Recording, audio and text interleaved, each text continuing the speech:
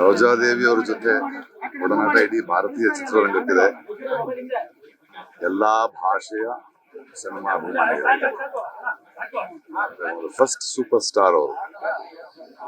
ಮೈಸೂರಿನವರು, ನಮ್ಮ ಕನ್ನಡದವರು. ಅಂದ್ರೆ ಭಾರತೀಯ ಇತಿಹಾಸದಲ್ಲೇ ನೀವು ಒಂದು ಕಂಟಿನ್ಯೂಸ್ ಆಗಿ 160ಕ್ಕೂ ಮೇಲೆ ಹೀರೋಯಿನ್ ಆಗೇ ನಡೆಸಿದ ಯಾರು ನಟಿ ಇದ್ರೆ ಅದು ನನ್ನ ಅವರ ಒಡನಾಟ ಜೊತೆ ಕೆಲಸ ಮಾಡಿಲ್ಲ ನಾವು, ಆದ್ರೆ ಅವ್ರು ಹಿರಿಯರು ಅನ್ನೋ ಕಾರಣಕ್ಕೆ ಆಗಾಗ ಭೇಟಿ ಆಗ್ತಾ ಇದ್ವಿ. ಬಟ್ ನನಗೆ ಒಂದ್ಸಲ ರಾಷ್ಟ್ರೀಯ ಪ್ರಶಸ್ತಿ ಬಂದಾಗ ಅವರು ಆ ಕಮಿಟಿಯಲ್ಲಿ ಇದ್ರು, ಅಲ್ಲಿಂದ ನನಗೆ ಫೋನ್ ಮಾಡಿದ್ರು, ಮಗು ಎಷ್ಟು ಚೆನ್ನಾಗಿ ಆಕ್ಟ್ ಮಾಡಿದ್ಯಾ, ನಾನು ನಿಮ್ ಫ್ಯಾನು ಅಂತ. ಅವ್ರು ನನ್ನ ಎಲ್ಲ ಭಾಷೆಯ ಸಿನಿಮಾಗಳನ್ನು ನೋಡ್ತಿದ್ರು.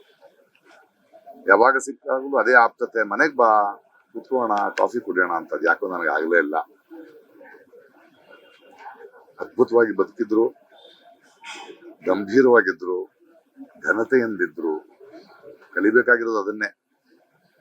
ಇಷ್ಟು ವರ್ಷಗಳ ಒಂದು ಸಿನಿಮಾ ಪ್ರಪಂಚದಲ್ಲಿ ಇದ್ದುಕೊಂಡು ಕೂಡ ಆ ಘನತೆಯನ್ನ, ಗೌರವವನ್ನ ಮತ್ತು ಆ ಚೈತನ್ಯವನ್ನ ಉಳಿಸ್ಕೊಂಡೇ ಇದ್ರು. ಈಗಲೂ ಕೇಳ್ತಾ ಇದ್ದೆ, ಅವ್ರು ಬೆಳಿಗ್ಗೆ ಕೂಡ ಆರಾಮಾಗಿ ಕಾಫಿ ಕುಡಿದಿದ್ರು ಅಂತೆ. ನಮ್ಮನ್ನ ಅಗಲಿದ್ದಾರೆ, ಬಟ್ ಅವರು ಹೇಳಿದ ಕಥೆಗಳಿರ್ಬೋದು, ಅವರ ಹಾಡುಗಳಿರ್ಬೋದು, ಅವರ ಸಿನಿಮಾಗಳಿರ್ಬೋದು, ಅವರು ಬದುಕಿದ ದಾರಿ ಇರ್ಬೋದು, ನಮಗೆ ಮುಂದೆ ಒಂದು ಸ್ಫೂರ್ತಿಯಾಗಿರ್ಲಿ ಅಂತ ಕೇಳ್ಕೊಳ್ತಾ. It's a great loss.